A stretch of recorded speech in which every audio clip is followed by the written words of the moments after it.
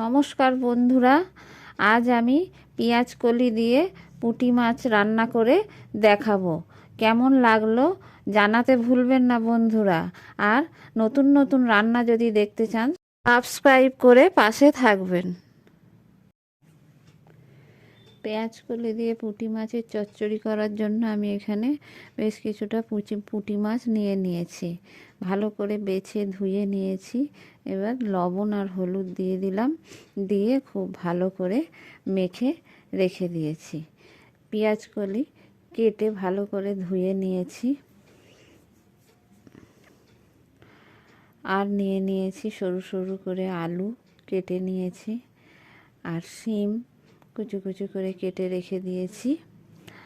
আর নিয়েছি বেগুন কেটে টুকরো করে রেখে দিয়েছি। আর নিয়েছি কয়েকটা বড়ি, আদা, কাঁচা পাকা লঙ্কা,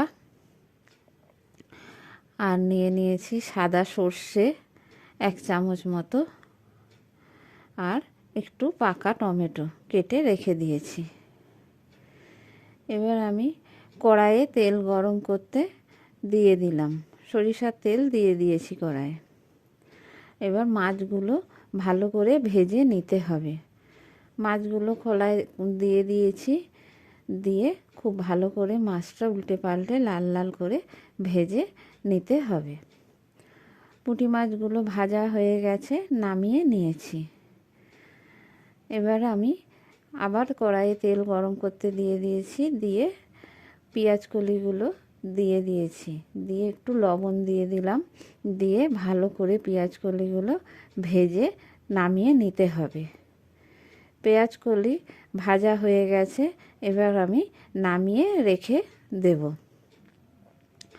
অন্য আরেকটি কড়াইয়ে তেল গরম করতে দিয়ে দিলাম।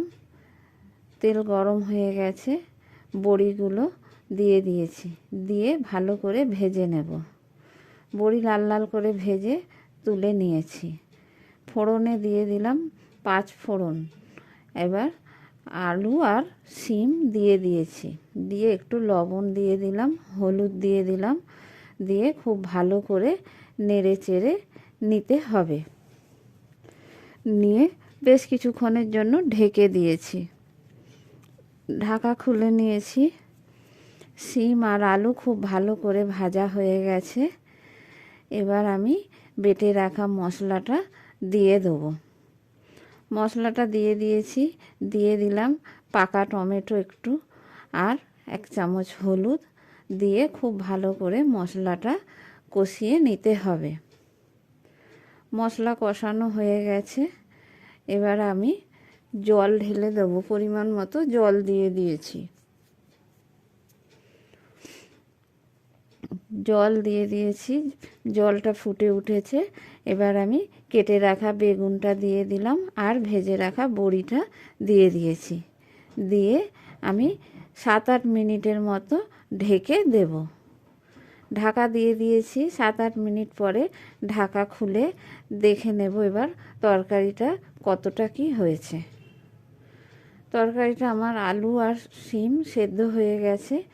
এবার আমি স্বাদ মতো লবণ দিয়ে দিলাম, দিয়ে আমি এবার এতে পেঁয়াজ কলি আর ভেজে রাখা মাছটা দিয়ে দেবো। ভেজে রাখা পেঁয়াজ কলি আর মাছ দিয়ে দেবো এতে। দিয়ে দিলাম, খুব ভালো করে আবারও আমি খুন্তি দিয়ে মিশিয়ে নেব তরকারির সাথে পেঁয়াজ কলি আর মাছ। নিয়ে আবার একটু রান্না হতে দিতে হবে, যাতে মাছটা একটু সেদ্ধ হয়ে যায়। পেঁয়াজ কলি আলুর তরকারি হয়ে গেছে, নামিয়ে নিয়েছি।